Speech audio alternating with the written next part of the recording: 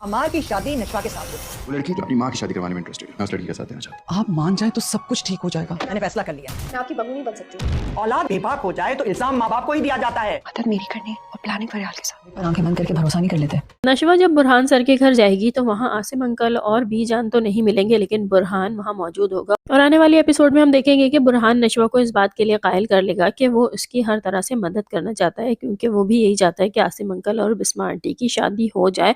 और नशवा को उसकी बात समझ भी आ जाएगी। आने वाली एपिसोड में हम देखेंगे कि नशवा इस हवाले से अपनी अम्मी से बात करेगी तो यहाँ बिस्मा यही कहती हुई नजर आएंगी कि हमें आंखें बंद करके हर एक पर भरोसा नहीं कर लेना चाहिए।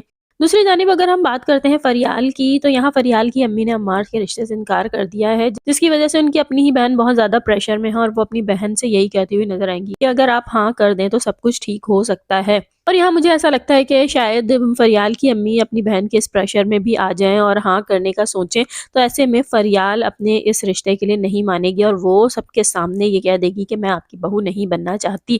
और इस बात पर दादी जान को बहुत ज़्यादा गुस्सा आएगा और हम देखेंगे कि वो फरियाल की अम्मी को ही बातें सुनाती हुई नजर आएंगी। दूसरी जानिब अब वो ये फैसला भी कर लेंगी कि वो अम्मार की शादी करके ही रहेंगे और यह इसी डाइनिंग टेबल पर वो सबके सामने ये फैसला सुना देंगी कि अम्मार की शादी अब नशवा से होगी। और बिस्मा इस सारे मामले में कुछ भी नहीं कह पाएंगी, यहाँ तक कि नशवा भी, जो कि अम्मार को बिल्कुल भी पसंद नहीं करती और वो इस शादी से इनकार करना भी चाहेगी तो नहीं कर पाएगी।